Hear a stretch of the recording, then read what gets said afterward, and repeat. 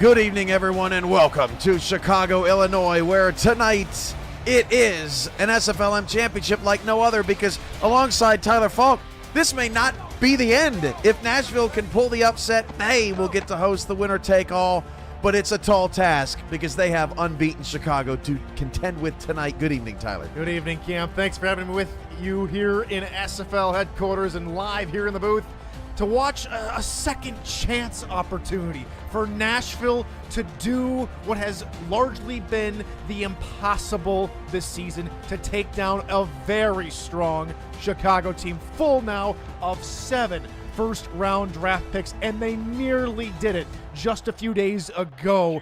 Had it not been for a McGee Hail Mary catch and run from their own 30-yard line, this game should be all of that which we just had and more. In the last matchup between Chicago and Nashville, I was in Michigan in Curtis's headquarters. Now you are here with me, Tyler, at SFL headquarters, and that is quite the unique spin on this matchup, which is becoming a new rivalry after Chicago and Henry McGee did the unthinkable. We've had the rookie draft. These teams are about to be playing in the SFL, these players, but tonight, Chicago kicks it, and we are underway in the Season 8 SFLm Championship game. The knee is taken in the end zone by Nashville, comes out on the 20. Let us know how we're sounding out there, SFL Nation, on YouTube. Okay, so switch thumper. At this moment, teamless, still trying to get that number one job at the quarterback position in the SFL. He has had an incredible SFLm season, and his audition tonight continues with 2 receivers to the top of the screen. The pitch goes out to Ace Ketchum, and Ketchum will pick up 5 on the first offensive play of the game for the tempo. And back to Nashville's quarterback thumper, 17 touchdown passes throughout the entire season and postseason, just 9 interceptions. He has done yeoman's work for Nashville with a 2-headed backfield behind him, working it throughout the tackles. And I believe he absolutely deserves an opportunity. Hopefully one comes his way very soon as Ketchum gets a first down on back-to-back carries. Ace Ketchum, Stanley Younger, this dynamic duo in the backfield for Nashville has been so tough to stop, and it's a preview of what's to come in the pros. Exactly. They have been phenomenal, and both those gentlemen have gotten the opportunity to now play at the next level. It'll be fun to see how they do. Younger going to Baltimore, a very big dynasty team, and of course Ketchum going to try and revitalize Denver's rushing attack. 3 straight carries for Ketchum to start, and 3 straight 5-yard gains for Nashville. They are in the all-white tonight. Chicago in the light blue with the dark blue and red trim of that Chicago or Illinois flag. You're a Midwesterner. You would know a little bit better. Is that an Illinois or a Chicago thing? I think it's an Illinois. Second down and 5. 8:45 to go in the first. Another handoff to Ketchum, and he is stuffed for no gain. He is brought down there by one of the defenders for the Warriors. That includes James Ramos and Brenda Puff, who have had great seasons on the line. Casper Haddock and Stuart Gotts, your linebackers. Ryan Cook, Michaela Forker, and Tyler Highfield in the secondary. Split backs now on 3rd down and 6. Thumper picks up a couple of blocks and then is sacked. Coming in on the second level attack for Chicago. At first you don't succeed, try again. The Warriors with the takedown, and Nashville will have to punt it away. And the big opportunity for Nashville was missed. When they had to go to the air, they try and protect, they try and spread the line out, but just one little spin move is all it takes to get around that offensive line, and now we're looking at a Nashville punt. Delaney knows it's the Chicago flag. I don't even know what my own city's flag is. Maybe we don't even have a flag. It's just fireworks. It's just fireworks, Cam. Chicago's big, and Chicago's a whole state all in itself. As that punt is away, and the Warriors from their own 37 will get a return up to about the 41-yard line. That's Henry McGee on the return, the hero for this team, the reason that they've only had to play 6 games this season, because that Hail Mary got Chicago to this moment right now. And we talk about just his work in general, and of course we look at the Hail Mary, but he also had the return to set him up around the 30-yard line, which set up the nice pass from Dylan Petty, who now is going to Carolina to work with Matt South over there and the rest of the Sky Gang. Now Dylan Petty on 1st and 10 will try and pilot this Chicago Warrior offense. This was a very offensive game the first meeting, but so far defense has ruled the day. Not that time. Henry McGee with a first down catch to the 42-yard line, a pickup of 17. Passing for the Chicago team is usually second nature because they have the dynamic and the almost indomitable Isaac Knox. But when it comes to throwing the football down the field, Dylan Petty just sets and throws, and he's more often than not deadly accurate.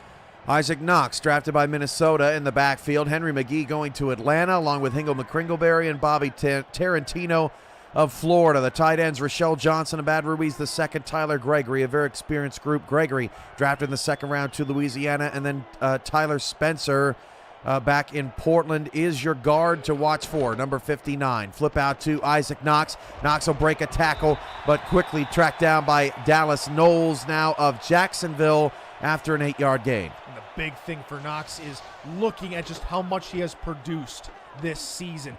His total rushing numbers are greater than the combined threat of Ketchum and Younger on the opposite side of the field. This is a dangerous back. It is something that every team in the minor league has had to look out for, and Nashville is going to have to do it again tonight.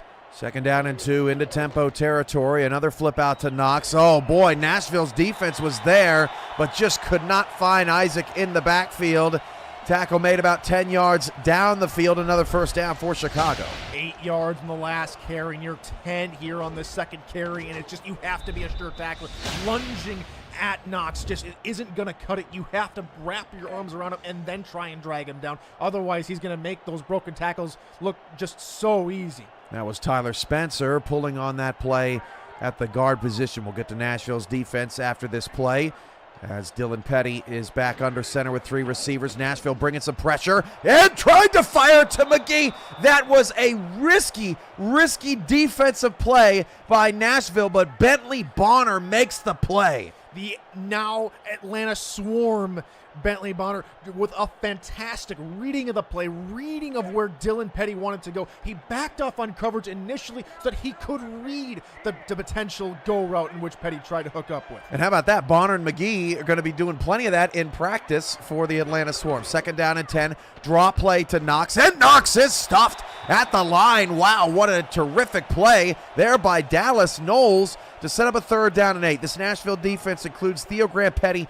Connor O'Shaughnessy, and Ralph Leopold on the line. The linebackers, King McNeely, who earlier this season against Pittsburgh led the team in tackles along with Dallas Knowles. Bentley Bonner and Chris Delro in the secondary. You'll see a lot of Delro all over the field trying to stop McGee and Knox tonight. 3rd down and 8. The tight end, Ruiz, the second, goes in motion. 5:45 to go in a scoreless first quarter.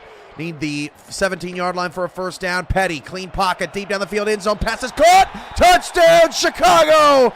That is hauled in by Bobby Tarantino. The Florida Storm member will be playing in 11 days, and Chicago strikes first.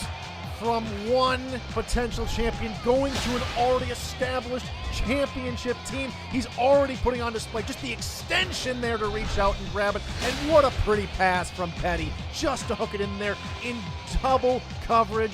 Beautiful throw, beautiful catch. Chicago on the board first.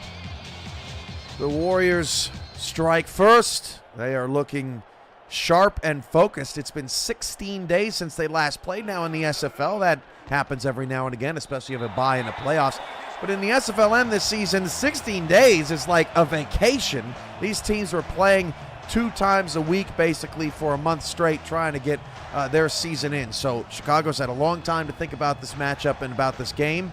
That's what winning the winner's bracket will do. And the big difference, of course, from this SFLm season compared to seasons past is that teams usually had a regular season schedule. Now with the pool play format, which gave everybody a little bit more of an opportunity to see everybody play, I think that's a phenomenal idea, and I'm glad it was executed so well this season. But it gave you the sense of urgency for all these coaches and all these players we have to get on the field and we have to execute quickly, and we don't have too much time to game plan. Let's get something together that's going to work and work fast. Chicago obviously has done that the best this season. Now Nashville, down by 7 here midway through the first quarter, is going to have to show that they could do it too, and how they did it just 16 days ago. Elliot Pope Jr. on that return, undrafted, 5'10", 180, could be one of the top targets in next season's draft. Switch thumper, dropping to throw, steps out of pressure and fires a completed pass to Easton King of San Diego for a first down for the tempo. That gets the 5-2 Nashville tempo up the field. And what a good recovery from the last drive, where we saw Thumper just sit a little bit too long in the pocket. Just great coverage from Chicago. This time he reads the defense quickly. He gets the ball out of his hands to Easton King, and now they're on the move again. Wrapped up by Tyler Highfield. Doug Day in the chat says, wait, McGee didn't catch that touchdown? No, it's Chicago finding their other weapons early and often in this offense. 5:09 to go in the first quarter. 2 backs and 2 receivers for Thumper. Thumper drops to throw. Thumper off his back foot, fires back across the middle of the field. Caught by Kenny Hendricks for a first down and a pickup of 10. Hendricks lives inside the hash marks, but that time Thumper had to work for that completion. Absolutely. Off his back foot, off balance throw, and throws across his body. You do not see many quarterbacks making that type of throw, regardless of league. Phenomenal play from Thumper to continue to move the football down the field very quickly, already inside Chicago territory. Same formation here, 4:40 to go in the first quarter of play. 4 down linemen, 8 in the box for Chicago. Play action, fooled a bunch of players on Chicago. Kenny Hendricks down the middle of the field. 10-5, 4-3-2-1, touchdown, and a spin just to rub it in the face of the Warriors. A play fake against 8 in the box. Fooled the Warriors, and Nashville's an extra point away from tying the game. How about that for a drive? You get your teeth kicked in on the opening drive. You couldn't get it done. You had to punt it away. Chicago marches down the field. All of a sudden, you come out guns blazing with Switch Thumper, and you just give it right back to Chicago. Give it to the league's leading receiver in touchdowns, who just extends his lead, now with 11 total on the season. Man, that was just a dynamite fake from Thumper. And as a person who's seen thousands of games in this league, there is nothing more exciting than great play calling. And on that first drive, you saw Nashville hit Ace Ketchum early and often, trying to establish that run game. And then all of a sudden, after a couple of throws, you're thinking, okay, they're going to go back to the run. Boom, play action pass. And Kenny Hendricks had one-on-one. He was gone. Total mismatch against a nobody out there for Chicago. That was just great execution. It's a short kick to the 10-yard line, so that can kind of tell you where the wind might be tonight as McGee gets it up to the 33, maybe blowing into the face and at the back of these 2 kickers. Dylan Petty back out there after a very successful opening drive, and it's looking like we might be getting more of the same from the first matchup, Tyler, between these 2 great offenses. Back and forth. No team was really able to really establish their presence effectively. When Chicago would score, we saw Nashville score. We saw maybe Nashville score twice in a row to maybe take a lead, but then Chicago would come right back. There was nothing more than a 10-point difference between the 2 clubs, and that's just exciting football and something we're seeing again here tonight early on. Draw Knox, and after the first time, he was wrapped up immediately by Knowles. Gets 11 on that draw. Tons of space up the middle and a first down, Chicago. And Bonner, who had one of the deflections on the last drive, comes in again, tries to spear Knox, and Knox just able to bounce around it. Again, the sure tackling is going to have to be a little bit better on the first attempted tackle rather than trying to pick up after the tackle, because by that point, it might already be too late. Knox is out. First down and 10. 4:02 to go in the first. Trips off to the right side, and Petty will fire that direction. There is a penalty marker down, and in the cluster of receivers, it looks like a Nashville player got a little bit too bumpy or handsy out there. Well, the receiver was turning around and trying to backtrack and find the football and catch, and the defender just wasn't able to really turn around. And in fact, he gets his hand back there, but he just runs right into the slower receiver, and that's just a series of unfortunate events for Nashville, and they'll have to give up a few yards. You also saw a little bit of a grab there. The receiver Tarantino kind of got behind him, and he's, Don't go down the field. I got you right where I want you, but penalty nonetheless for Nashville. First down at the Tempo 45-yard line. Nickel look out of Nashville's defense. Dallas Knowles calling out signals. He will come in on a blitz. Knox will run away from it. And a broken tackle plus a late block will get Isaac Knox free for a first down around the 34-yard line for a Warriors move of the chains. And what's really not going to be emphasized a whole lot is the blocking that Chicago's been able to do. They get a tight end upfield quickly to set the edge on that toss play, and Knox is able to do the rest because he has so much room to work with on the outside. Tarantino again in on that play on a block as well. Bobby Tarantino has been the MVP so far tonight for Chicago.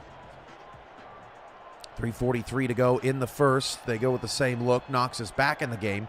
Dime defense now for Nashville in a 7-7 tie of this Season 8 SFLm Championship. Dallas Knowles, another sure-handed tackle after a defensive back got juked out of his shoes. Pickup of 2 will bring up 2nd down and 8. If you're new to the Simulation Football League, welcome. The SFL is football for everyone. Get off the sideline and start your player today by joining our Discord server at simulationfl.net.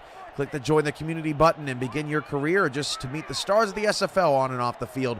It's never too late to get involved, and now's the perfect time to get involved as Knox gets the broken tackle, hurdles over a defender down on the sideline and gets inside the 10-yard line, because, Tyler, right now we're about to resume progression down in SFLm, and there's not much down there. There's going to be a lot of cheap attributes to begin progressing quickly, and a lot of time to progress as well before the next draft in about 6 months, and there's going to be a lot of talent if you join right now. Yeah, absolutely. And just on this game alone, out of all of the fantastic players, only 2 were not able to hear their names called on draft nights, that being Hingle McCringleberry, wide receiver for Chicago, and for Nashville, it was wide receiver Elliott Pope Jr. So those guys will be some of the top targets in not just the SFLm next season, but the SFLm coming into the rookie draft. Knox is out as Chicago continues to try and feed the run game. 7 first-rounders for Chicago, including Henry McGee, who was the 3rd overall selection. 2nd down and goal now for Petty. He'll go gun. Split backs with 3 receivers. Nashville brings the blitz. Almost got there, but Knox is going to get in for a touchdown. Oh, Nashville just that close for a 2nd straight drive, but the Warriors are back in for 6. They thought the pitch was just going to go a little bit longer. It's a great play call. It's great to get that, to see how they were able to get in the backfield quickly, but just a second too late and a second outside, and Knox gets Chicago back out in front. Rochelle Johnson with that key block. And look, Nashville got some pressure in the backfield, but he's a nobody. He's not somebody that was drafted. He's not someone that's on anybody's draft board, and sometimes that can be the difference. Maybe if that's a Dallas Knowles back there, for example, that could be a fumble going the other way. Instead, 6 plays, 66-yard drive. Chicago scored on back-to-back possessions and retakes the lead 14-7. We talk about Knowles, even though they were on the losing end of that last play, but Knowles, team leader in TFLs this season, just, again, having that presence of a Knowles or having that presence of a Leopold on the outside is so important. So if you're ever wondering whether or not, is the SFLm for me or is the SFL for me? Well, this is a perfect opportunity to get your name up in lights and a perfect opportunity to see yourself make plays on the field. 2nd consecutive season, over 700 players participating in the SFL, as that return by Hendricks gets Nashville out to the 27-yard line. 2:08 to go in the first quarter. 2 backs and 2 receivers for Thumper, going to send Hendricks in motion. Passed off by Foraker, who's headed to Alamo City. 5 on the play clock. Thumper will drop the pass. Thumper going to set up a screen out to Ketchum. Ace Ketchum's got a lot of space. Breaks off a tackle. Ace Ketchum down the sideline all the way to the 48-yard line. One of the best plays of his season. There is a player down. There is a player hurt. Who is it going to be? Well, maybe did they mark him out of bounds? I thought, wow, that was my bad. But yeah, great play by Ace nonetheless. The number 1 overall draft pick going to the Denver Night Wings again makes a good play. And Nashville's picking up right where they left off in the last drive with a 3-play quick hitter, quick down the field. And even though his screenplay is often able to get you a few yards, these big hitters that are already putting up Nashville near midfield, this is just working excellently for Nashville at the moment. Roll out, switch thumper down the left. That pass is incomplete. Brings up 2nd down and 10, but I do value as Stuart Gotts got in on the deflection. I do value the diversity that Nashville is showing us tonight in the first 9 minutes. And Gotts, of the former Sioux Falls Sparrows, now playing hard here, maybe trying to get a ring on his finger tonight here with Chicago, and that's crucial to stop a 5th consecutive completion from Switch Thumper.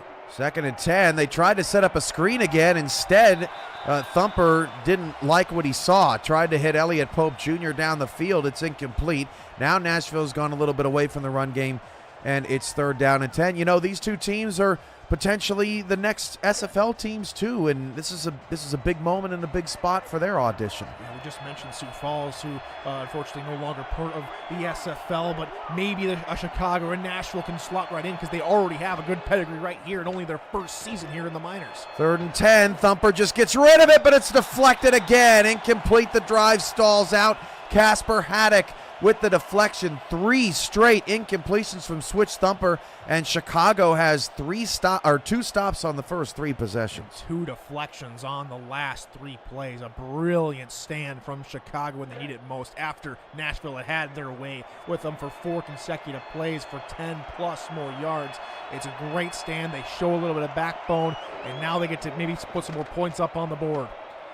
The punter's Charles Brown. This is a fair catch for McGee at the 21, which is a win. 4.4 hang time on that punt for Brown, so 1:25 to go in the first quarter, and that's where Chicago will take over. Well, if I'm Chicago, you've gotten 2 scores on your first 2 possessions. You just got to keep running your offense. You got to keep giving Knox the rock. He's done brilliantly. No Knox out there in the formations, maybe still a little bit tired as they try and maybe switch things up just a bit. Empty backfield dime look here for Chicago. Abad Ruiz the second going in motion, now a 3-by-1 look. Knowles is your lone linebacker out there on the left. Petty back to pass. Petty fires down the field and overshot a open Henry McGee. Worst pass of the night for Petty, 2nd down. And how would Henry McGee like to have had that open in space? Just an extra touch by Petty, showing a little bit still of the rookie, of the unrefinedness in his game, but he's continued working with it, and it's a reason why Carolina picked him up, because he's able to find those throws every once in a while as well. Toss out to Knox. Nashville continues to struggle with his abilities outside the hash marks. A 9-yard pickup for Knox will make it 3rd down and 1. Just look at how the line moves to the left to try and seal that edge, and that's something that Chicago has done very, very well. I'm going to keep hitting on it because every single time the line win in the trenches, the more often we see Knox down the field rather than behind it. Well, Chicago, way back in the developmental draft, they picked up 2 tight ends and got 3 tight ends on this roster. It makes the run game very difficult to stop as they flip it out again. Knox is out of the game due to stamina, but the run is enough for a 1st down. That's Smith getting some work. 45 seconds and counting. One of the best lines in the SFLm, able to, again, doesn't matter who's behind them. They know they have to get that guy forward, and so they have to win their battles, and they're doing it again. 2 backs and 2 receivers now, and another empty look here for Petty on 1st and 10. Nashville brings pressure, but Henry McGee is there for the 1st down, the 25-yard line. If you sit back there and let Petty pick you apart, he's going to find McGee anyway. If you try and get pressure, it makes it even easier, it seems like. About 20 yards is a good range for Petty here at the moment. It shows you why, as the Nashville defense plays about right at that 10-yard marker. So it's just finding the window for him to throw and get it into his receiver is key, and knowing how much touch you have to put on a football. Petty showing an excellent game tape for us here tonight in a championship game. Knox in the backfield. They'll hand it off on another draw. This time excellent job by Nashville up front. That was Ralph Leopold, the defensive tackle, that destroyed that play only for a gain of a yard. Knowles cleans it up. That's the end of the first quarter. Chicago right now has the momentum, but it is early. Warriors 14, Tempo 7 as Chicago tries to complete an undefeated championship season. They would be 7-0, albeit a shortened season, but either way, Chicago's going to count it, and so are we. They're going to get it done. Absolutely. And Chicago, we can talk about history of Chicago here in the SFL in general. The Wildcats going over to Los Angeles a few seasons ago, and now the Warriors trying to establish Chicago as another premier SFL destination. 3rd and 5. Again, that was another member of the Chicago backfield, so an important third down play here for Nashville's defense. Petty's going to go under center for this. 2 backs, 3 receivers. Nickel look again for Nashville, dropping a throw, taking off. Petty slid. Whoa, that's going to be close. Where he started his slide, ended up on the other side of the first down line. Does Nashville care to challenge? It was very tight, Nope. but also at the same time, great decision-making there from Petty, realizing there's nothing open downfield, and so instead of trying to force something in there, he does the smart thing and takes off and uses his legs and gets the first down.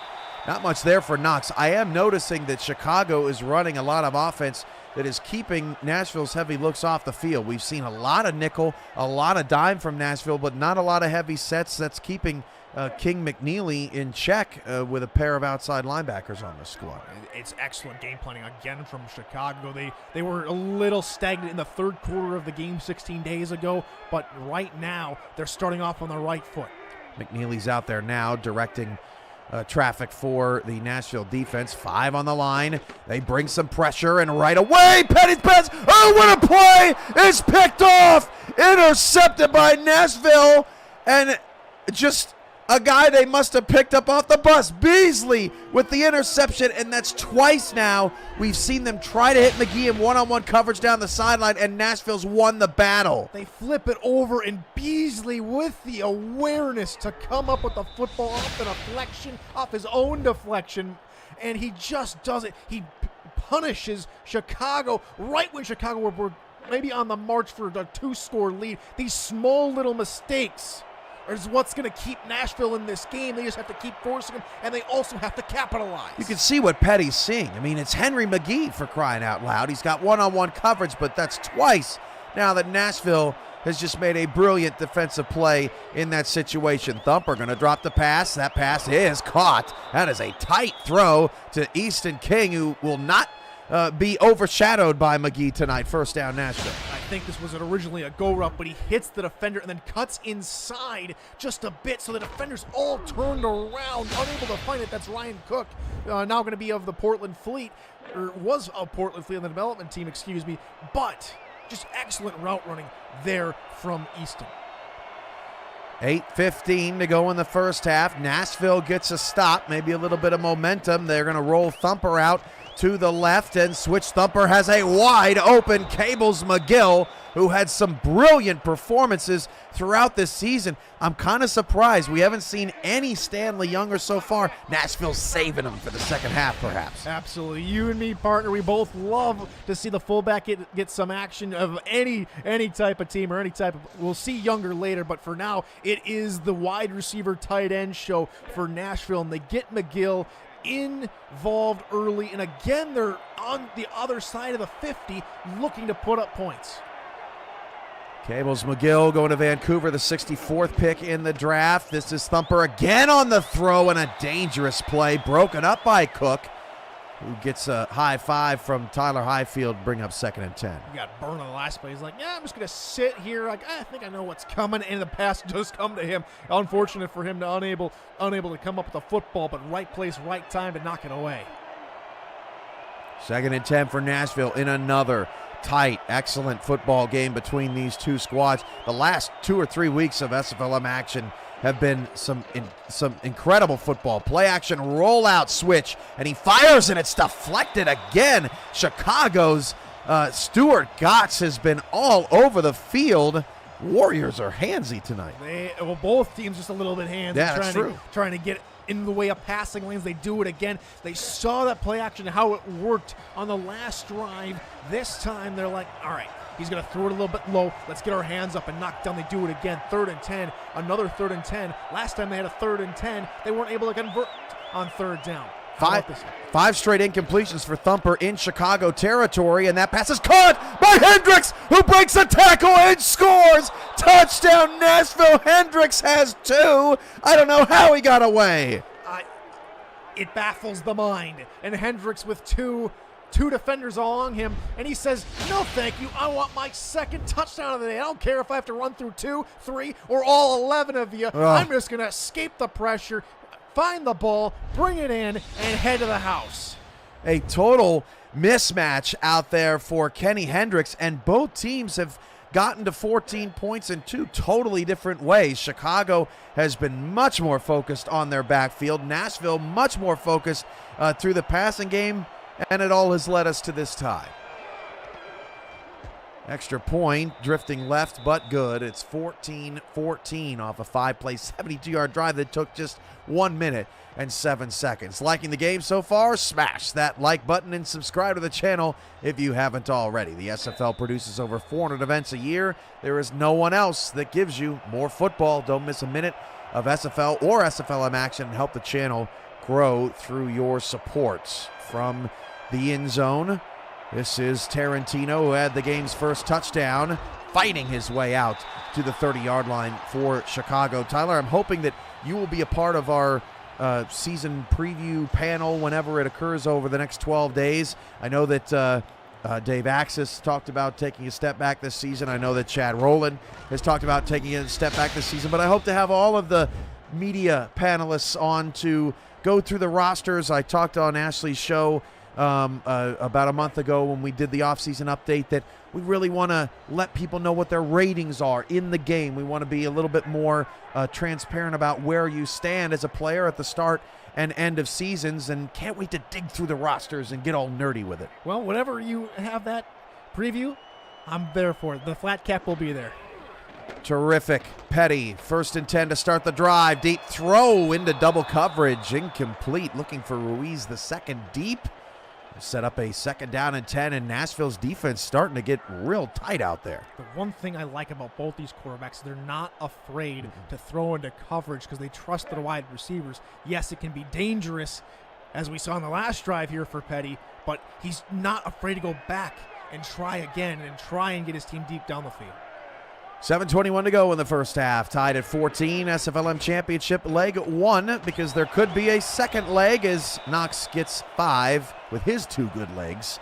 If Nashville wins, they would host the winner-take-all game between 2 one-loss teams since the postseason started for it all on January 5th. That'd be something, because Chicago has rarely played on the road this season. Once, I think. Back to pass. This is Petty. Petty fires down the field. Oh, one-handed catch. Henry McGee, you are ridiculous. Can we just, officially say that McGee can be put, on a cover of an SFLm 2K4 video game or something? Because this right here is cover material. Woo! In front of 2 defenders, has to come up with it, or that ball might be going somewhere else. What a brilliant catch. I think that was Delro that went flying in the opposite direction. He totally misread where that was going, and Henry McGee's got his 3rd catch of the night. Under 6.5 to go through the first couple of frames. Tight end goes in motion, lined up at the fullback. Hand off, and Isaac Knox can't get anything going. Connor O'Shaughnessy and the rest of that defensive front hurting Chicago's blocking once again. Just a little bit. I think now the Chicago line may be getting a little bit tired. I know we're getting closer and closer to halftime. They're looking forward to maybe taking a quick break in the locker room, but you still got 6 minutes to go. Have to give your guys in the backfield a little bit more time. Draw. Knox this time gets a head full of steam and gets possibly inside of field goal range, depending upon where the wind is at for Hudson James. The depth player out of Denver. That draw has been working pretty effectively for Chicago, but one of the reasons why Nashville is such a matchup nightmare for them is Nashville's defensive line can hold their own against all this blocking. They were able to really affect the run game in the last time these two teams played. Now they're starting to see the ebbs and flows of this rushing attack, and they have to do it once more maybe here on third down. 3rd and 3, 8 in the box for Nashville. Handoff is a first down. No Knox, no problem. Smith with another carry. Knox already has 13, so he certainly had his fair share. The drive continues. He was getting banged around in that line, in the trenches, almost like a ball in a pinball machine, just getting whacked back and forth. He eventually finds his way back forward, but he might be maybe a little lost for direction at the moment. Toss, Knox hitting the backfield and won't go anywhere. Chris Delro cleans up the play. No gain for Knox, and his last 2 carries have gone for -1 yards, 2nd and 10. And at least on that last play, Nashville overloaded the side they thought he would go to, and that's why you saw 3 defenders got their hands on him and slowed him down and eventually did take him down. They're going to have to do that again.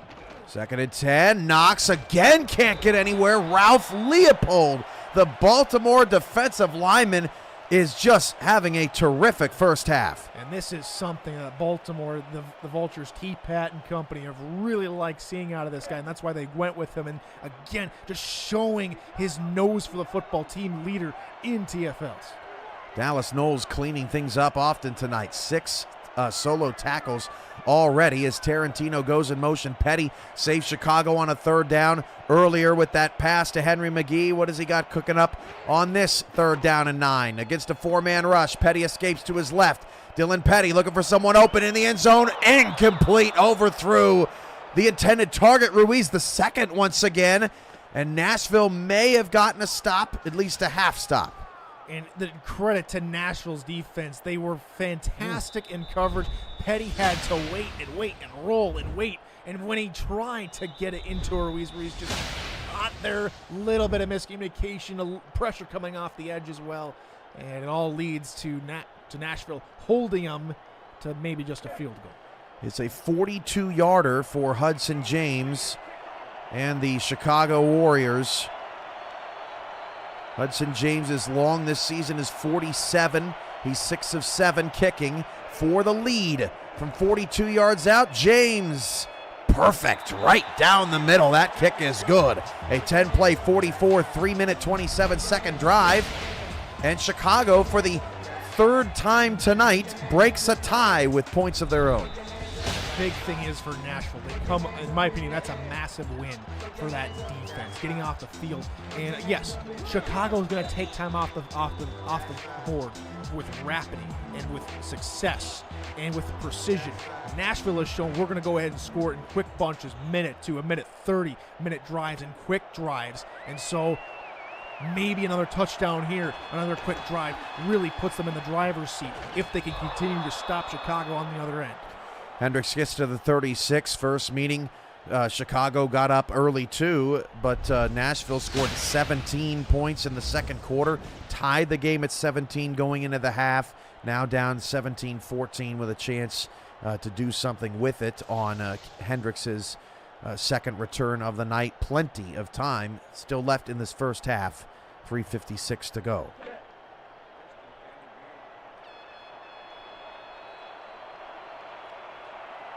Switch Thumper back out there. We have seen a lot of Thumper here in the early going. Thumper back to the ground game, but Ketchum can't get anywhere. That play is blown up by James Ramos. Excellent defensive line play all night tonight. Yeah, really good. Really like what I'm seeing from Chicago in general. And these backs, both sets of tailbacks have had a little bit of struggle here in the second quarter, just finding their way from behind their own linemen. That's another tackle where they just get stuck trying to push the pile when the end zone's way down the other end of the field. Hendricks in the backfield takes a toss, but is only able to pick up a yard. Casper Haddock wraps him up. It's going to be interesting to see what SFL teams do with the running back receiver conundrum. You're trying to get a lot of players touches and everything like that. Ultimately, you want a running back there as a running back because that's going to give you the greatest advantage. But every once in a while, a guy like Kenny Hendricks could bust it loose. He is Nashville's best player. And Elliott Pope Jr. says, I'm also at the party. First down, takes it off of Chicago's shoulder. And what a snag from Pope. Maybe feeling a little bit hard done by. He didn't get his name called, but again, showing out and showing up here in a big way in this championship game, that he is still there and he's only going to get better for next season. Look at Thumper's numbers, 8 of 13, 181 in the first half, 2 touchdowns and no picks. High formation for the tempo. Flip outside to catch him. Younger gets a block down the field. That's a 4-yard gain for Ace. And I can't wait to see the second half adjustments on this thing, because this is shaping up to be another classic. It's already tight as it is. We've only seen the largest margin between these two teams, 7 tonight.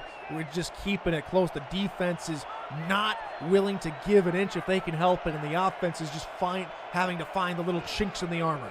7 in the box. Stanley Younger's first carry. Younger out to the 35, gets a first down. I thought he was going to get more than that. Doesn't have catch some speed, but still picks up the first down. Go fullback, go 6'4", 235. Stanley Younger. Well, again, we hadn't seen too many fullbacks this season. Younger, the only one, but he's showing up for all fullbacks. Fullbacks unite. Very good play to end, all the way up here to the 2-minute warning. 2 minutes to go in leg 1 of the SFLm Season 8 championship game. Chicago trying to put it away tonight. Cap off an undefeated season. You're watching SFLm action on YouTube along with Tyler Falk. I'm Cameron Irvine from SFL Studios. Down in the Old South. 2 backs and 2 receivers. For Younger.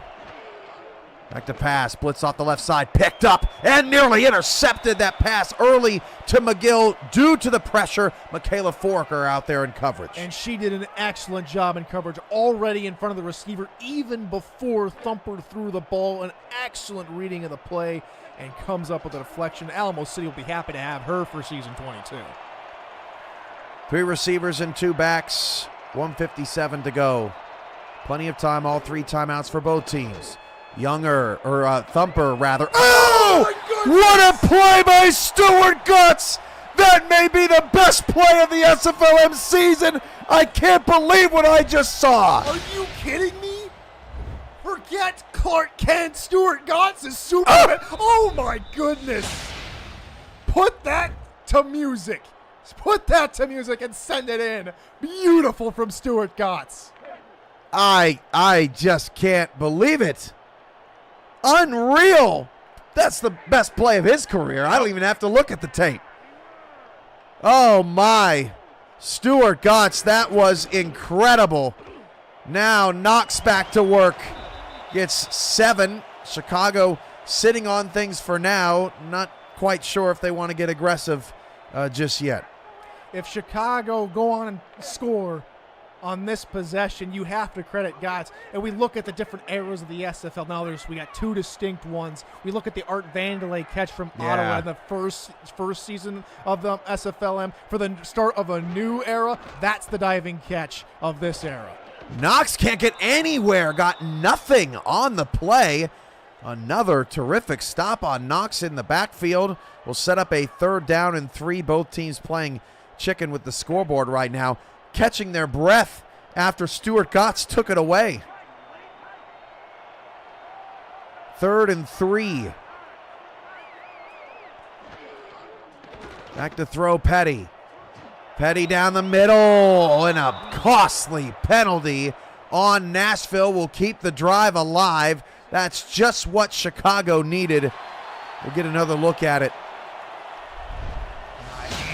Turned around, and the hands go up a little bit too fast in the way of the receiver. Take a look again. Yeah, it just gets turned around, and instead of going for the ball, it goes right for the receiver. It was almost like he boxed him out and didn't give him a chance to keep that route going.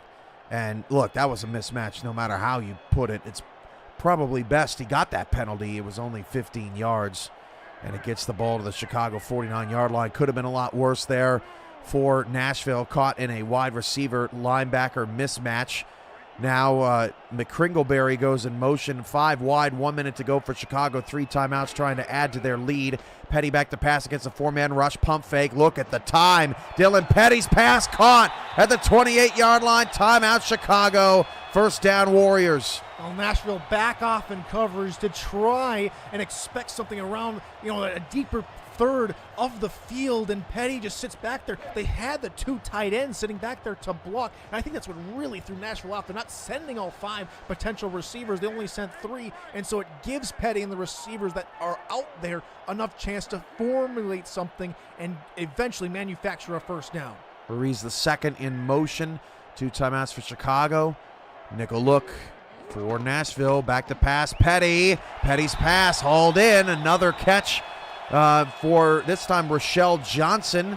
The timeout for Chicago. They have 1 left. We just saw Knowles just try and come up and come away with a deflection to stop any amount of forward progress, but Chicago's drive continues to roll ahead, and now they're in the red zone. A touchdown would give them the largest lead by either team in this game. Largest lead, Chicago 7. Nashville has not taken the lead as Ruiz the second again goes in motion. Down to 5 on the play clock. Chicago being very shifty tonight offensively. Petty drops to throw. Petty down the corner of the end zone. Touchdown, Bobby Tarantino. That is the play that Nashville got the interception off last time, but this time the risk does not pay off, and Chicago up 10. Third time's a charm. The last 2 times that play was run, Nashville were ready for it, and they were ready for it here. Just a half step too late on the read, and they get it into Tarantino, his second touchdown of the night. We were thinking it might have been, maybe Henry McGee going against Kenny Hendricks, but it's Tarantino who's stolen the show. Nashville with 46 seconds left in all 3 timeouts, but that sometimes, Tyler, we see in the SFL and in any league really, sometimes there's just a play that is so unbelievable, so great, that you just don't get momentum back. And that may have been that Stuart Gott's interception, because that was just unbelievable. If you're tuning in to figure out what play we're talking, go back about a minute, you'll see the Stuart Gott's diving Superman. Literally, he sped up to catch that football, just a man out of time, and Stuart Gott set up the touchdown drive, and now Nashville 10-point hole, 40 seconds to go in the first half. If I were them, Kim, I would go ahead and maybe run this out. They do get the ball to start the they have to kick the ball off to begin the second half, so scratch everything I just said. I would say try and maybe hit something deep, get Kenny Hendricks involved maybe once more here before half. And that's the frustrating thing about playing Chicago. If I'm Nashville going into the locker room, I'm thinking we played pretty well. I mean, Switch Thumper has been on fire. Gotts makes this unbelievable play that really wasn't on Switch Thumper, and otherwise Nashville has played they've made terrific plays, but man, Chicago has just been so explosive. Thumper going to roll to his right, dump it off short. That gets it out of bounds. A nice little play there for the tempo. They've been watching some film on 2-minute offense. Easton King with the catch. Nice little out route, short and simple, and as we maybe expected, Chicago backing off to maybe limit those deep routes on that play action, which have burned them a couple times already in this game. And so Thumper just taking what the defense is giving him and hit Easton King short for a few yards. Second down and 2. 36 seconds left.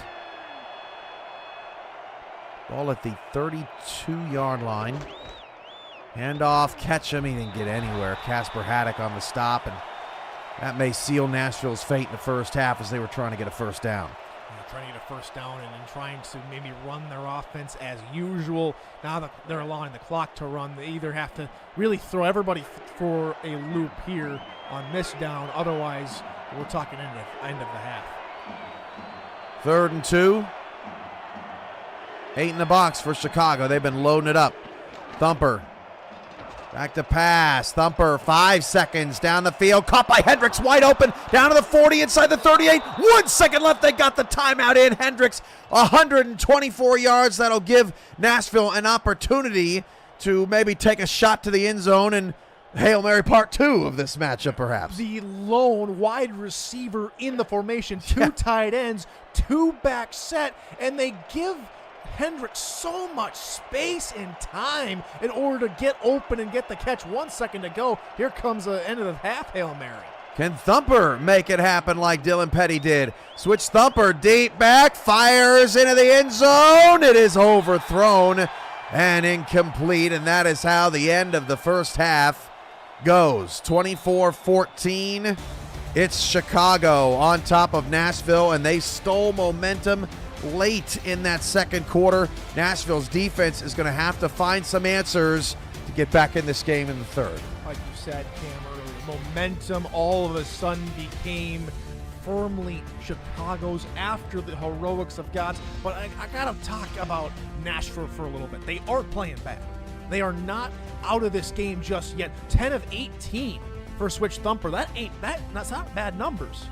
They're just now going to have to play with a bit more focus and a bit more composure here in the next half, and it's going to have to start on defense. The defense, while it's played very well, has made a few errors, which has seen Tarantino get in the house twice now. They have to be better on the outside of the field. They've been doing a really good job in the middle part of the field. They just have to really contain and control the game in order for their offense to get back on the field. But if I'm Chicago, you're doing everything right. You have literally made nearly the impossible happen with a Stuart Gotts interception, which we're going to keep talking about all night because it literally blew our minds here in the studio. So, Chicago has to keep doing what they're doing. Nashville has to buckle down, because if they don't do it now, then no team will have taken down Chicago, and Chicago will be I think they're going to be the first SFLm unbeaten champion in SFLm history. I'll have to check the history books on that as the kick is away. A short one only to the 14-yard line for McGee up to the 35. So good field position here for Chicago. Can't wait to see what Hendricks does. It looks like he is slated to be the third receiver on the depth chart for Alamo City behind Yayo Montana and Vin Calya. But, you know, after a season where Hendricks is kind of a spark plug guy, maybe gets a kick return, you know, every so often, it's going to be wild to see how Alamo City figures out how to use him in ways that Nashville has shown he can be so successful. That's the whole conundrum for any head coach, for any rookie. How do we get the best out of our guys and gals, how they did in the lower leagues or in college? It's always fun, I think, for any coach to say how we're going to use this guy to be the most effective person they can be.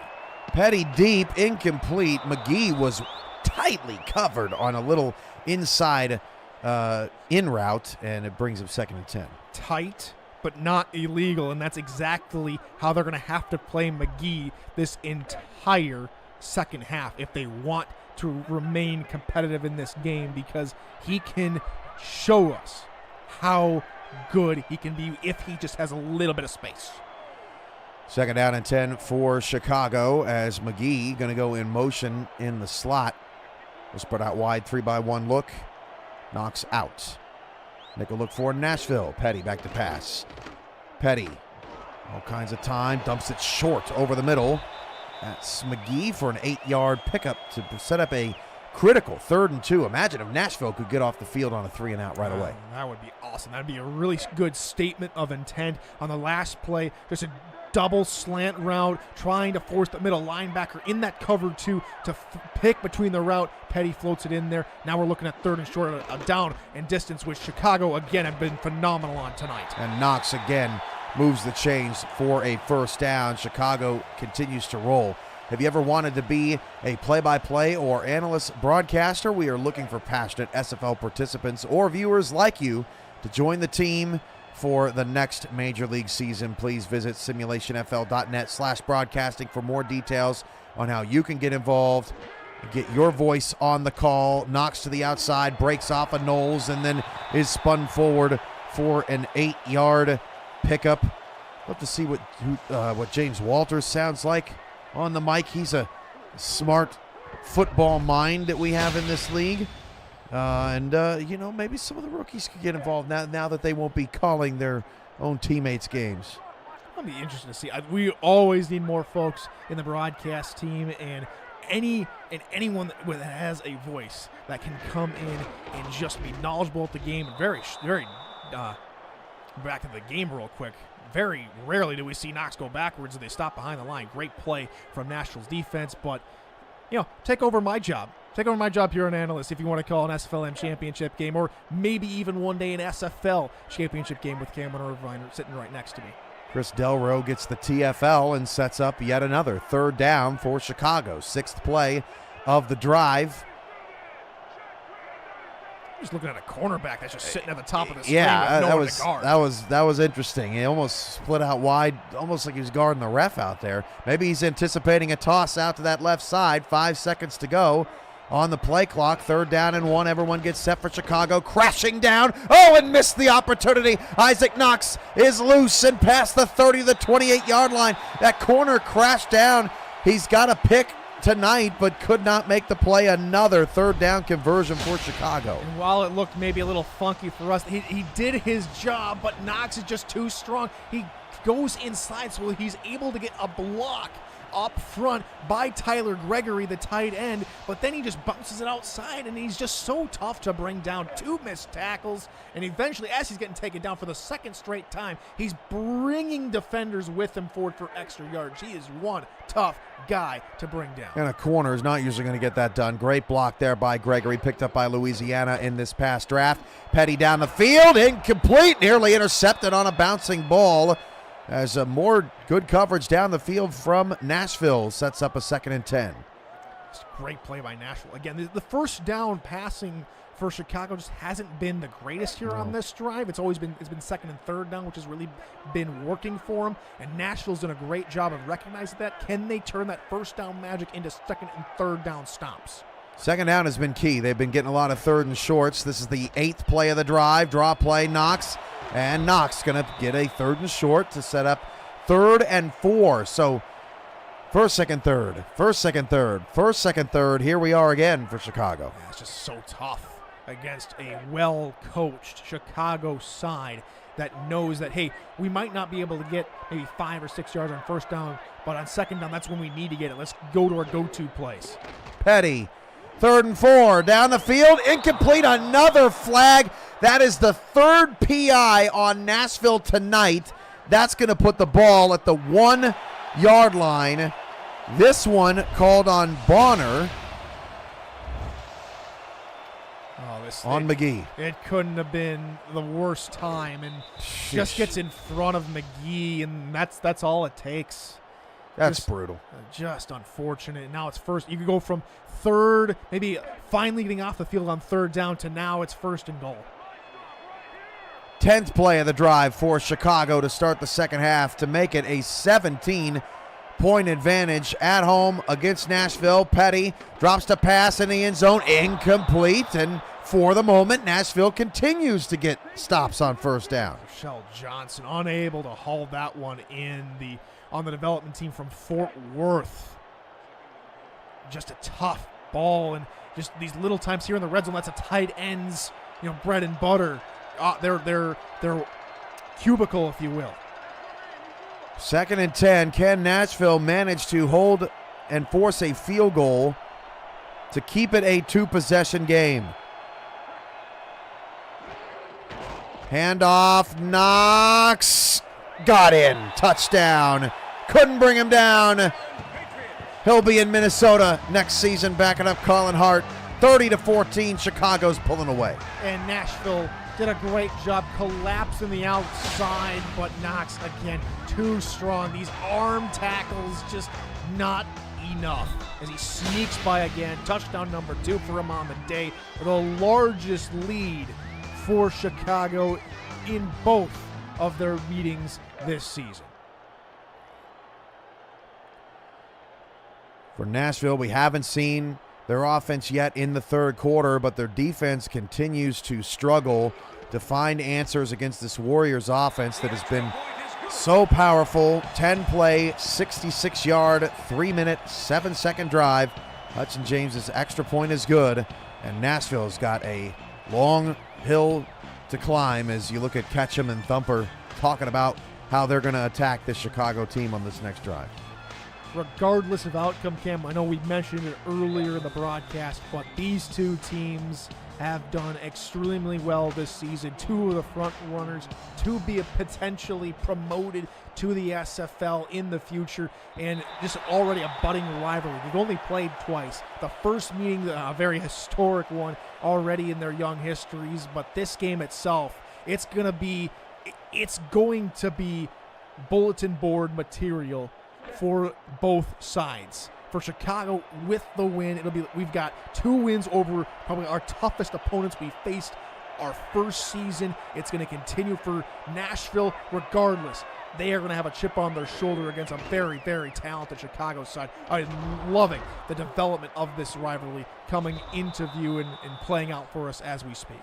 Hendricks on another carry gets 3 on the pitch out. Will set up a 2nd down and 7. Younger still sitting on just 1 carry tonight. But look, if it's not there, it's not there. This interior of the Chicago defense is very strong, and Nashville has felt like they can win in other areas tonight. Younger is out in the backfield, 2nd and 7, 6:23 to go. He will get the handoff, and Stanley Younger breaks off a tackle, will pick up 5 to set up a manageable 3rd and 2. And I think right now, Tyler, Nashville's just got to shorten this game. They could use a long drive, get it to a 2-score game late in the 3rd quarter, and you feel like you're going to be okay. Got to quiet this crowd down a little bit. And what that drive will also do is build confidence, because you're connecting on your passes. You're moving the football down the field. You're nickel and diming the defense. 3rd and 2. Can they get it done? Younger again? Can't. Stuffed. No gain. That blows up that thought process there for Nashville's offense. They got to punt it away. It's getting ugly. Just the Chicago's defense realizing the state of the drive, an already early drive, and realizing it's 3rd and 2nd. What did Chicago do on offense? Oh, we ran the football. Nashville might try and do this on us. Let's plug the gaps. Let's really lock down that line. And they did just that. They forced this punt.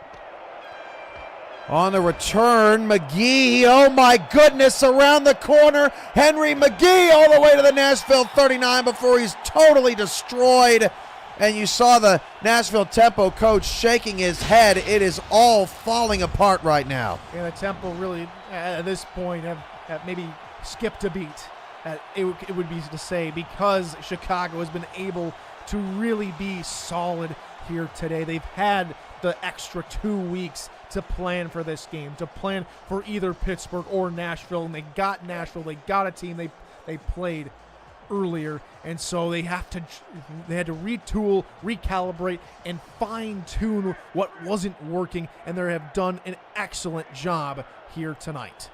5:23 to go in the 3rd. Petty will drop to throw, fire it down the field, and again, terrific coverage on Henry McGee by Bentley Bonner. When you talk about seeing a defensive back who can play up to the talent, Bentley Bonner is putting on a show tonight against McGee. He's done a really solid job, hasn't he? We saw him early in the 1st quarter come from 10 yards back to come up with a deflection. We saw him run with McGee. Now he's been able to do it all tonight. 2nd down and 10. Flip outside to Knox, and Knox brought down by Delro.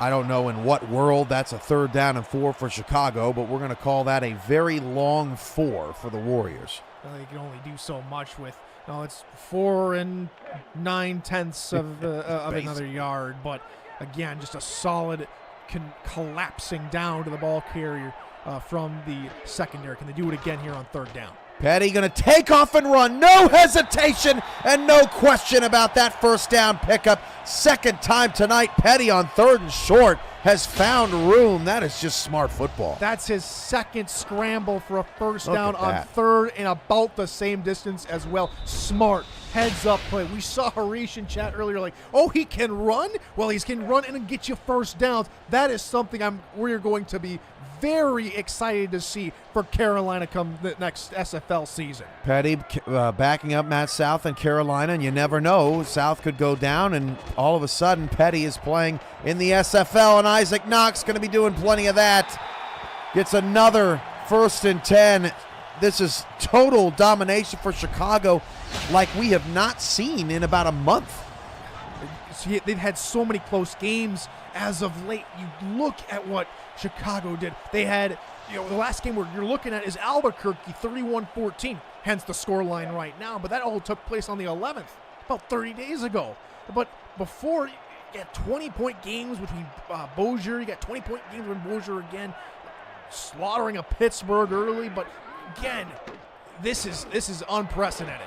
That pass incomplete. More great cut. That's Bonner again, knocking the pass away. Bossier gave Chicago all they could handle in that 34-28 game back on the 8th. And even in the game that Chicago won by 17, Bossier all over him. I mean, this is the first true blowout in a month as if Chicago is able to score a touchdown on this possession, which they are well in shape to do. They have not played well on first down tonight, but it's a 4-down game, and Chicago has dominated second and third down. Petty back to throw. There's another flag. That's the 4th on Nashville. Just too many mistakes from the tempo tonight, and it all started with that Stuart Gotts interception. They're trying to lock down the wide receivers. They're trying to play them tough, trying to unsettle them in coverage, and they just have – they're trying to do too much. They're trying to be a step ahead in mentally, but they're also going ahead and being a step ahead physically. And you can't have both. You can either have one or the other, and right now it's physically. First and goal at the 4. 8 in the box for Nashville. Handoff, Knox, and they say he got in. That may be worth a challenge for Nashville, especially because this is going to make it a 24-point game. I think he's close for sure. I happen to agree with you, Kim. It probably is a little bit too short. If it stands, it's a hat trick of touchdowns for Knox, and we just look at the blocking. It starts from the ground up. It starts with that offensive line. You look at the tight end. You look at Gregory, Ruiz, and Johnson all playing well on the line in a tight end when they've been asked to come in. Nashville does challenge. We'll get a second look at it. This may be a moot point, but you never know what you can do on second and third down. On second look, it actually looked like the ball may have been in his right hand, the goal line hand. We're not going to get a great look at this, but right there, maybe. Not sure. That's a retroactive look at the play presented by Retroid. Let's get the call. And the ruling is overturned, so Nashville gets one more crack at it. Get your SFL console at GoRetroid.com. My father just left with his updated today after our New Year's celebrations, so good for him. He had some assistance from his talented son, if I do say so myself. Not bragging or anything, are you, Kim? No, I would never. I put my sign down. Okay, yeah. Trying to be humble. Christmas present from your sister. Second down and goal, 3:53 to go in the third. 31-14. Chicago is a half a yard away from possibly putting this out of reach. Petty going to throw. Petty back in the end zone, wide open. Are you kidding me? Touchdown, Tyler Gregory. Congrats to Tyler Gregory for the tremendous play, and Chicago just continues to run away with it. I think that's Tyler Gregory's. Is that his first touchdown of the season? Taking a look at Gregory, and just in contrast, Nashville sent blitz. They had 8 men coming down. They only had three defenders in coverage, and so he gets open because just not enough people out there. But Tyler Gregory, from all what I'm seeing, that is his first touchdown of his career. Congratulations to Tyler. Gets it done in the championship game. 38-14. Tyler, if you're in the chat or any of the Chicago people would tell us, and maybe that's an error on our website, but wow, Tyler Gregory, what a play. 38-14. This is unbelievable. This game was tied 14-14.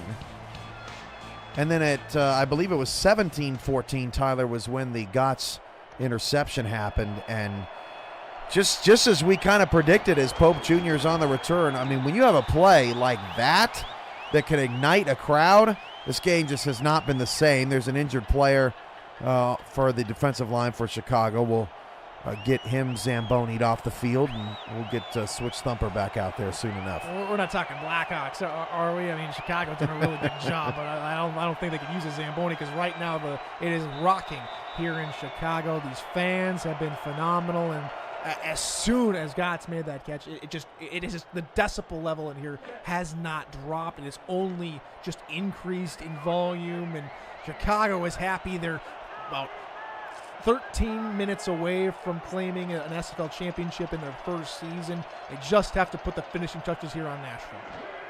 3:45 to go in the third. Younger takes a handoff and only gets 3. That's Gotts on the tackle, who gets my MVP vote tonight. I think, after a season of Isaac Knox and Henry McGee getting all the headlines for Chicago, it's interesting that tonight we leave this game talking about Bobby Tarantino and Stuart Gotts, which haven't gotten all the shine tonight, and it does show, just how diverse the Chicago team is, as Younger gets nothing, wrapped up by Tyler Highfield in the backfield going to DC. I mean, it's just one star player after another for the Warriors tonight.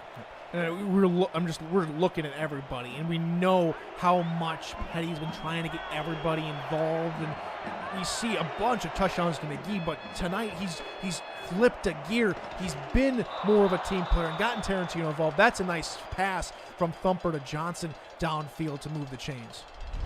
Looking at the receiving stats for Chicago this season, I mean, Bobby Tarantino, 1 touchdown coming into the game, 2 tonight. All of the receivers don't have as many catches combined as McGee in the first 6 games.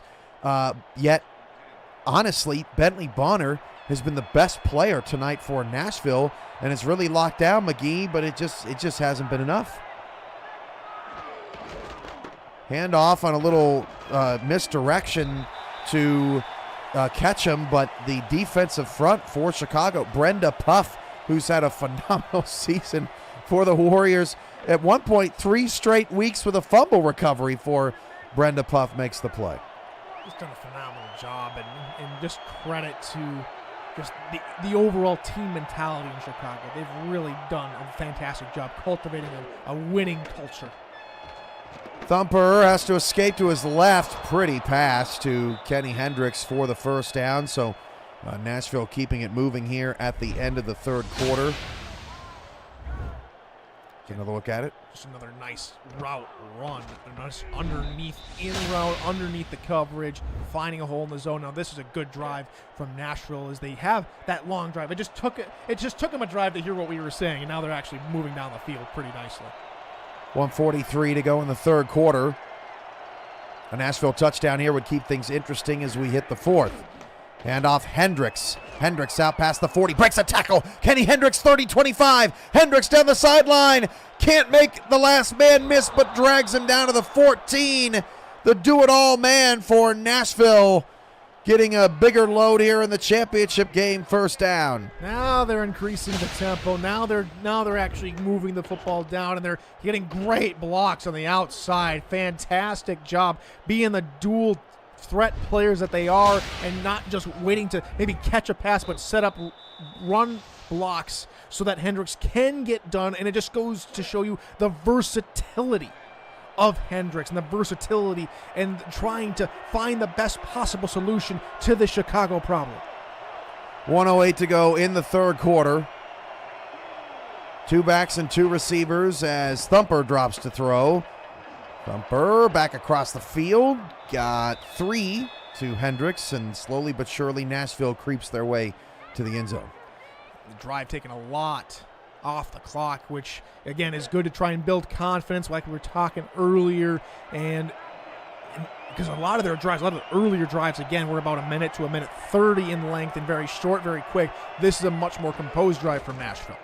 Handoff Younger down to the 5-yard line. 3rd down and 2.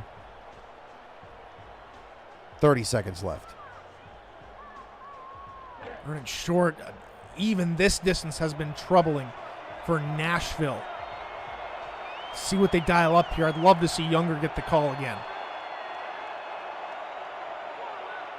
17 seconds left in the third. Handoff Younger And on 3rd and short again. Oh, boy, he got it just barely. Chicago has done an excellent job in the trenches on Nashville's run game, but for the moment, it looks like it's going to be 1st and goal out of the quarter break. It almost looks like on the defense they put up the shield wall and they try and go forward, but Younger punches through this time. End of the 3rd quarter, Nashville is pushing a big old boulder up a hill right now, but they are in striking distance on this drive. You're watching the SFLm Season 8 Championship right here on SFL YouTube from the 3-yard line. That is where we start the 4th quarter of play. 5-2 Nashville, 6-0 Chicago.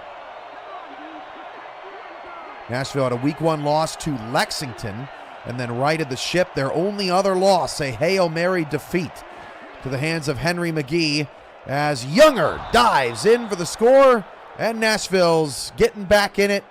They just need one stop at a time now. There we go, and there's a fullback touchdown, 7th on the year season for Stanley Younger, leads the team in rushing touchdowns. A fullback leading the team in rushing touchdowns, that you don't often or at all see that. So congrats to Younger as he continues to go forward, and now they match Chicago's touchdown with one of their own.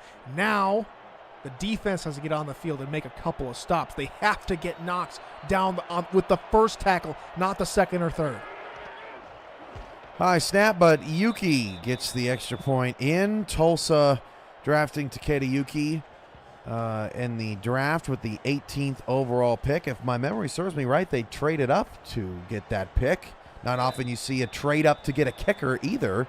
But Yuki, obviously one of the most active minor league players, in the class. And when you can get a big-time kicker like that, it looks like the Browns on their way out of Tulsa, so they needed a replacement, and I think they found their kicker. I got the trade from Seattle to go ahead and move up the draft. Yeah, they gave up a couple picks to do it, but still it was really good, especially in the pivotal winner's bracket championship game where he had to make, at that point, the game-winning field goal had it not been for McGee. So having a clutch kicker is something that Tulsa will be looking forward to. And now what Nashville themselves will be looking forward to is maybe a 3-and-out. Can they hold this dangerous Chicago offense? Yuki, 9 of 10 this season, hit 28 extra points for Nashville in 7 games. That's an average of 4 per game. Knox on the outside, and Dallas Knowles, who's been a little quiet, makes an open field tackle on Knox after a pickup of just 1.5. Knowles was the leading tackler on this team this season with 41, 8 TFLs, 4 passes deflected as well. And he played well in the first half. We saw very little in the 3rd quarter, as you mentioned, and so good to see him back in a very timely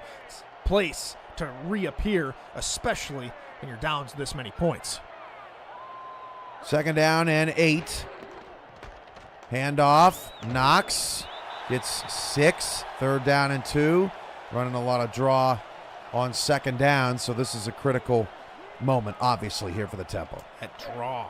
Yeah, and it's very, very timely, and usually it's used to keep defenses on their toes looking for it, but the defense just almost has to be expecting because they run it so well in that type of situation.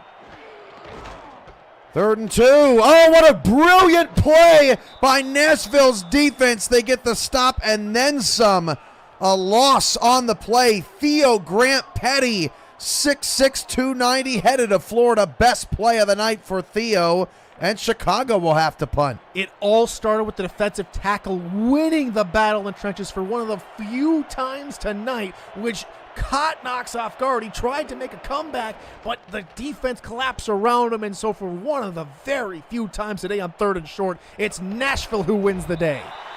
Can't believe they didn't get a fair catch called on that, and a big hit at the end of that return.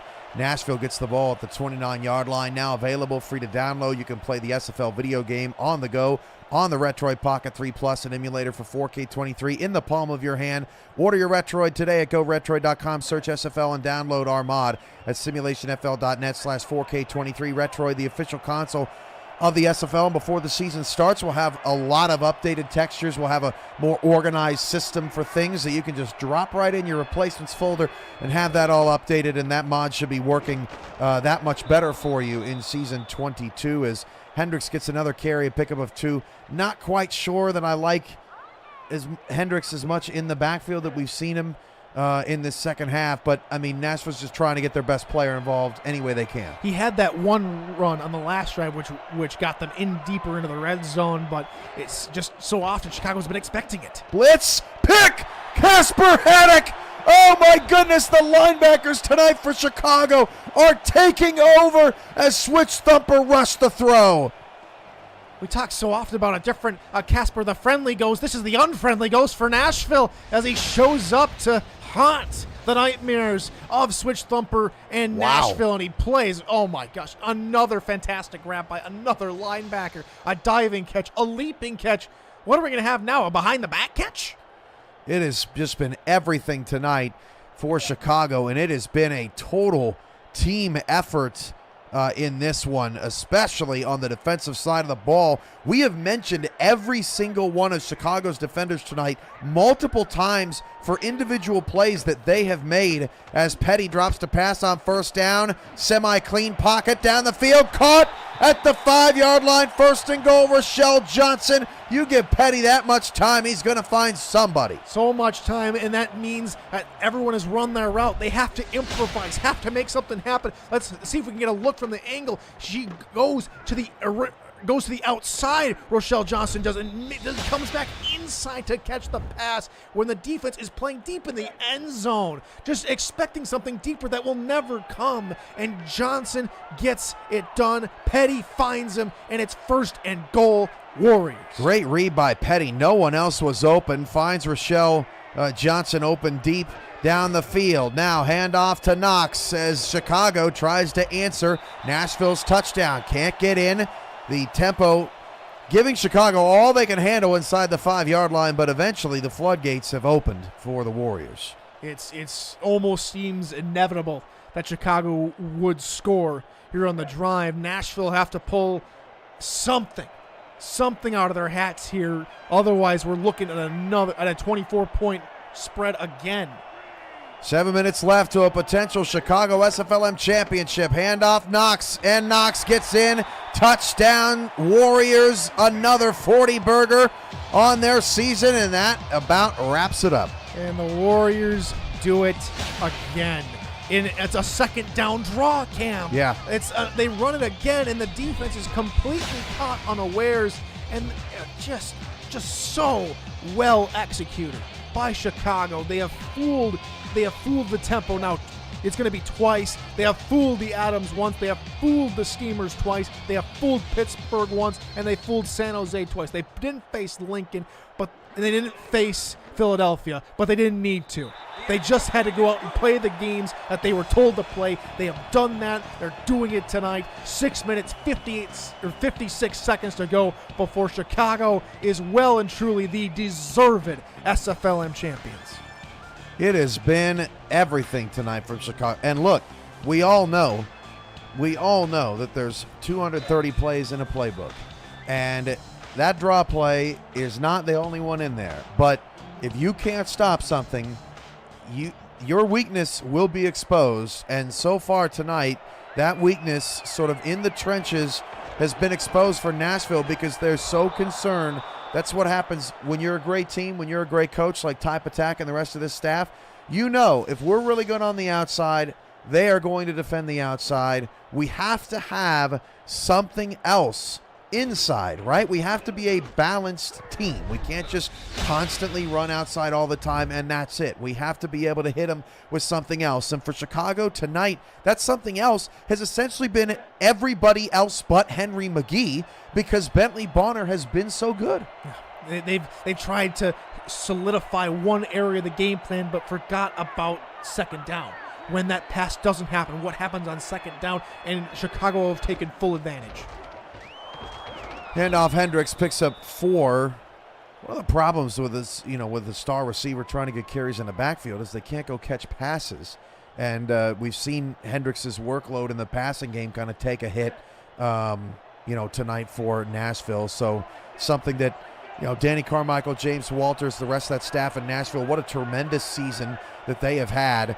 A lot of youth on this team. James Walters, a savvy veteran, took over the Madison roster a season before, got him to the championship. It's a pretty incredible staff going on there. And this is the interesting thing about SFLm, Tyler.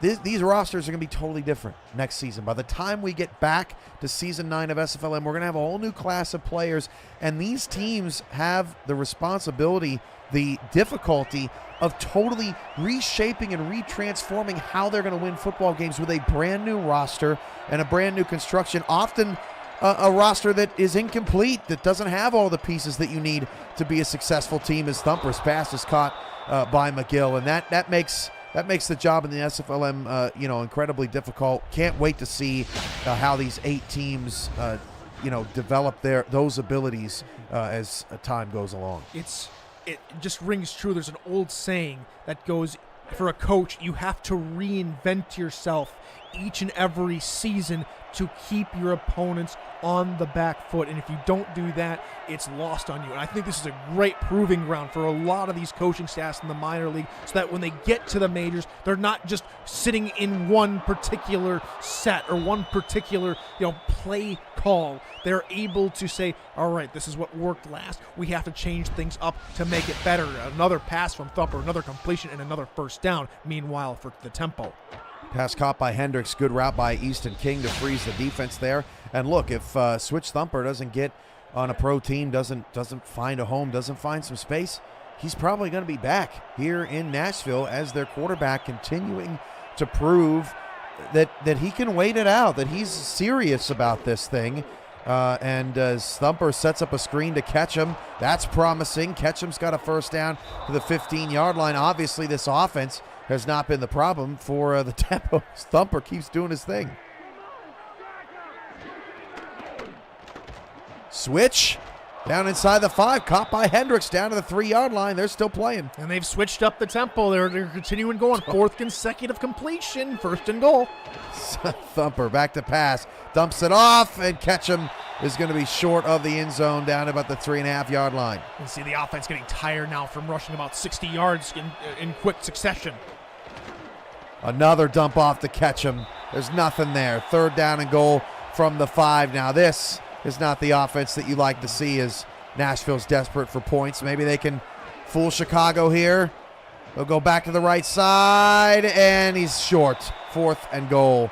I think Chicago just got the stop. Yeah, they're trying to catch him off guard, but when you get in this goal-to-goal situation, you're not able to throw those deep passes, not really able to stretch out the defense, so they're all sitting in about a 5 to 10-yard rectangle, and so it's really hard to break down. And Nashville unable to do it. They're going to try and just get some easy points here with the field goal. No, they faked the field goal. They couldn't get it. Oh, my gosh. I was not expecting that. Just could not get it off. Were they? Yeah, they were trying to throw it. Wow. Chicago gets a full stop. Hey, look, I mean, the game was over. I mean, Nashville pulling out all the tricks in the book. If that would have worked, that would have been the first successful fake field goal. We had a fake punt for a touchdown. Carolina would have been the first successful fake field goal in the new SFL era after the first successful Hail Mary from Chicago in the first matchup in the SFL era as Knox picks up 9. You can't fault them for trying. They did have a guy open in the red zone, but the kicker is, or the holder is not necessarily your starting quarterback. And so could be your starting quarterback. Right. But at the same time, just so close, yet so far away. Well, wouldn't have done much. I saw what Nashville was doing. I mean, look, they're conceding. They just want to stop the clock, get points. I'm thinking, okay, 21-point game, you onside kick, whatever. You're eliminating the need to get 2-point conversions. But I can appreciate the zaniness of that. Just didn't work out for the tempo, and that's just been the type of game since this game was 17-14, and Stewart got that pick. Knox has a first down to the 22-yard line. Partner 11 days away from season 22. This offseason was fast and furious, but these teams made it all happen, got it done. A ton of teams, I think 10, have 30-plus players.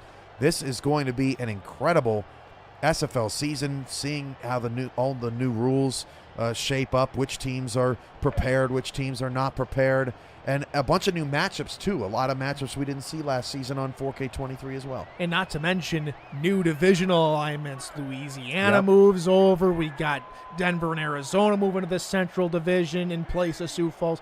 5-team divisions. It's going to be wild. There's going to be, like you said, matchups, but there's going to be a lot of different divisional matchups that are going to mean a lot more, and it's going to be interesting. We might have, say, an NFC North scenario where the Tampa Bay Buccaneers go ahead and win the NFC North. We might have Arizona win the Central Division, and that would be something crazy where it's just maybe a one-off or a two-off, but something that really keeps that Central Division on their toes after a very, very haphazard 4-8 finish to all four of those teams. I've blocked it from my memory that a 4-8 team won a division. And look, 5 teams. If you got a division with 5 teams and the winner's 4-8, that is just downright pathetic. That's what happens when you get bigger divisions. I doubt we ever see that again, especially if we continue along in this 25-team format. We've hit the 2-minute warning. Chicago is about to finish 7-0. They were undeniable champions. Their season 3 games short, right? 8 games plus 2 playoff games would have been 10. But I don't think we needed 10 games to crown the Chicago Warriors champions of this season, because through the developmental draft, just through natural player development and through coaching, Chicago just week after week has proven that they were the top team on the field this season. The least amount of points they scored this season was 31. It goes to show you the offensive minds, the masterminds in there for this SFLm team is just you cannot hold a candle to this team at the moment. They have done a phenomenal job. They have come in, and it looks like they're already like a Baltimore. They already have T-Pat. You're gonna be whispering in their ear, or maybe T-Pat will be taking notice from T-Pack to try and in this scenario, because T-Pack has done a phenomenal job. The rest of the staff in Chicago have really put themselves on the map and said, we know Chicago, we embrace Chicago, we wipe the slate clean, and we take a division title back to a well-deserving city in Illinois. I've never made that connection before. T-Pat and T-Patak. Very, very similar. It could be the next generation. Look, Type Attack has a lot to prove this season, as does the rest of the Seattle staff. John Fullerton, TJ Harper, part of the Chicago group. They have a lot to prove because they were 8-2 and fell apart at the end of the season, then got in the playoffs. Charleston came into their house, beat them up. So the nemesis, certainly with a chip on their shoulders, that pass is incomplete there from Thumper. Certainly a chip on their shoulder. They've got a couple division games early, in a more competitive Pacific with San Diego joining, another team that went on the road in the playoffs and won a game. So can't wait to see what the Nemesis do. They announced earlier this offseason Doug Day and Paulie Truth, the owners of that franchise. So everything is stabilized a little bit in Seattle, or at least for now. And, I just can't wait to see what the Nemesis can do this upcoming season as Hendricks makes another terrific play. Nashville is now out of timeouts. And the thing, we have a lot to look forward to. With all these rookies, it's only been a few hours, about 48 hours from the end of the draft. And so all these guys and gals are going to be on professional teams, at least at some point. We know that most of them have got their names called already, but it goes to show you, even Nashville, even in the loss today, have shown so much promise. These players, these prospects have shown out and played hard. And every single one of these teams, Carolina, Minnesota, Atlanta, Florida, Louisiana, Seattle, Queen City, Alamo City, DC, Denver, the list goes on. These teams will be happy to have these guys in their locker rooms, on the field playing for them, because they're playing hard tonight. They're going to play hard in the SFL in just a little over a week's time. Hendricks now up to 10 catches as his phenomenal night continues. As they look to him, that pass is incomplete. He actually dropped that one. Broadcaster's jinx there. All the teams in SFLm just a terrific job. They deserve a lot of credit.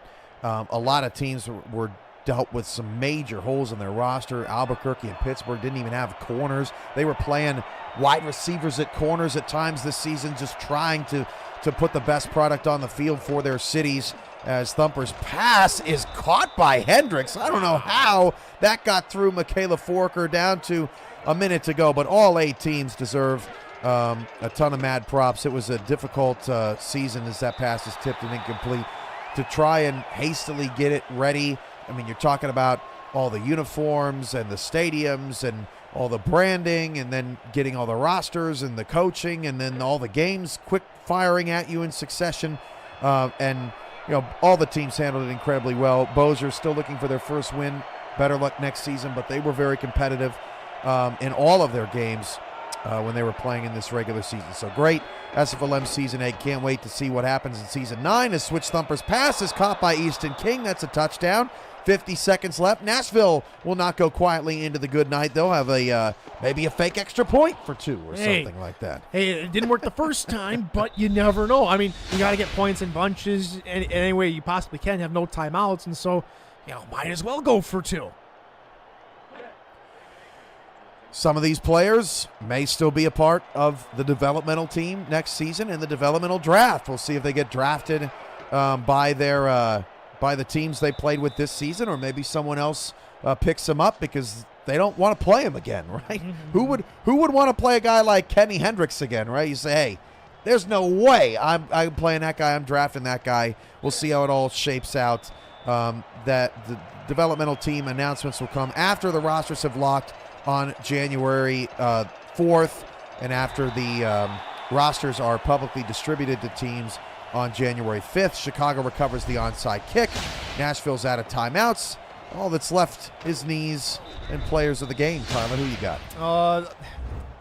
I think we could probably say the name of this player at the same time because of the remarkable play that they individually made. 3, 2, 1. Stuart Gotts. Easily the best diving catch I have seen in the SFL. It rivals Art Vandelay. It rivals Buchanan Simons. Just a phenomenal play by Stuart Gotts. And it's not even a touchdown. It's not even Isaac Knotts, who had 4 rushing touchdowns tonight. And it's a defender. Yes. On top of that. Yeah. So it was the play of the season. It summed up what has made Chicago special this season. Just tremendous play, by every single player on this roster. And it completely blunted Nashville's attack from there on. It was close. It was tight until Stuart Gotts made the play. It's the difference maker. It's the make an impact. It is the most impactful play we have seen in this minor league season, and it goes to show you, because you have players like Stuart Gotts, Isaac Knotts, and the rest of the crew in Chicago, that means you are an SFLm champion here in Season 8. Congratulations, Chicago Warriors. The Chicago Warriors finish off an unbeaten season 45-28. They take down Nashville in the rematch of one of the best games in SFLm history. Here's a look at the final numbers. Nashville finishes with 447 total yards of offense, but in a loss. Both teams 20 first downs, move the football, but Chicago, they just could not get them off the field on third down. No field goals, 5 touchdowns in the red zone for the Warriors. They were unstoppable there. 14 points off of 2 Nashville turnovers, and they also dominated time of possession. Switch Thumper, another valiant effort, but a couple of turnovers late. Isaac Knox ran the ball like a madman. Hendricks finished with over 200 yards, and Knowles finishes as your game's leading tackle, or with 11 for the tempo. Season 22 of the SFL begins Friday, January 12th at 8 p.m. Eastern in Florida, where the defending champions Storm welcome the Charleston Predators. Later that night, Atlanta and their new head coach Chris Porter battle Indianapolis, while Portland tussles with Pacific rival Vancouver. A new season of SFL action is right around the corner. only on SFL YouTube. Tyler, sign us off. Ladies and gentlemen, congratulations to the Chicago Warriors. Nashville, you played valiantly. We'll see you all next SFLm season. We will see you in 2 weeks for the start of the SFL. Good morning, good afternoon, and good night.